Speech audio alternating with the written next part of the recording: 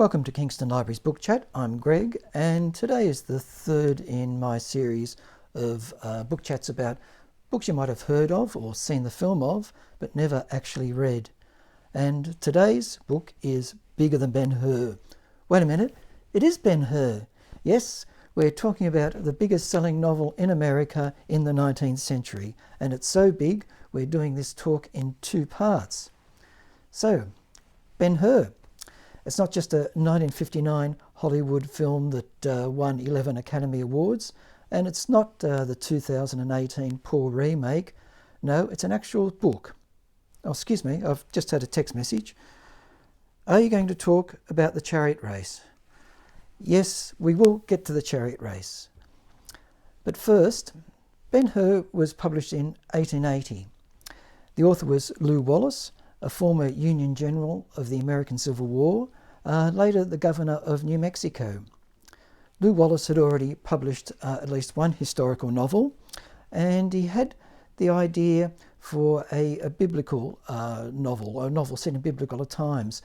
He was fascinated by accounts of the three magi, that's the three wise men who were at the birth of Jesus, and he was also heavily influenced by the romance adventure novels of the 19th century, like The Count of Monte Cristo, which we discussed in the last book chat. So the idea of a tale of revenge and redemption set in the time of Christ gradually took shape. Wallace himself was not a churchgoer or a Christian. He called himself an agnostic, but he found the gospel accounts a fascinating background for his novel. This was pretty revolutionary, and there was some concern by publishers, as it was the first novel to feature Jesus as a character, albeit in the background.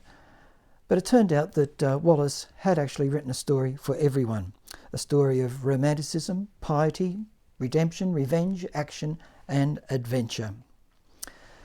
It was published in 1880. By 1889, it had sold 400,000 copies and was earning Lew Wallace $11,000 a year in royalties, a staggering amount at the time.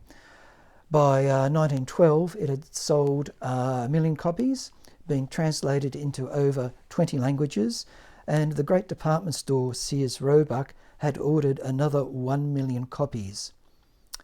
Ben-Hur was the biggest selling novel in America until 1936, when Gone with the Wind came out.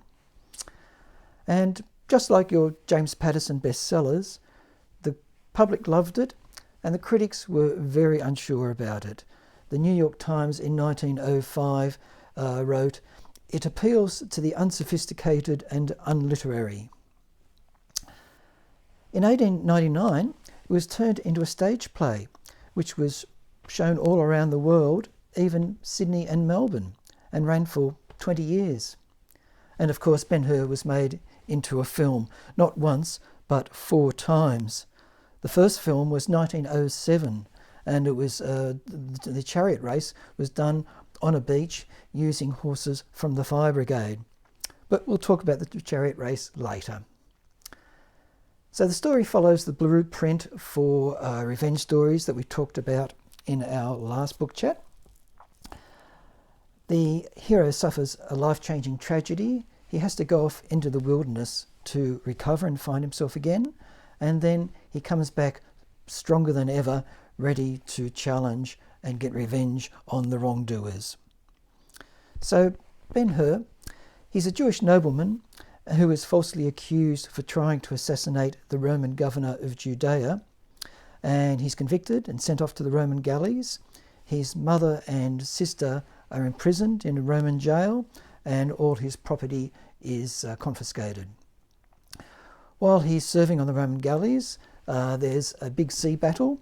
He saves the life of a Roman commander, and the Roman commander, in gratitude, takes Ben-Hur back to Rome, adopts him as his heir, and Ben-Hur learns gladiatorial skills and chariot racing skills. He then eventually returns to Judea to find his mother and sister and take revenge on the man who imprisoned him, his childhood friend Messala. But like the Count of Monte Cristo, revenge ends up only being part of the story, and there are subplots and characters and fascinating details about the period and the era. So, next time in part 2, we're going to look at the story in more detail, and yes, we'll look at the chariot race. So bring your whip. Thanks for watching.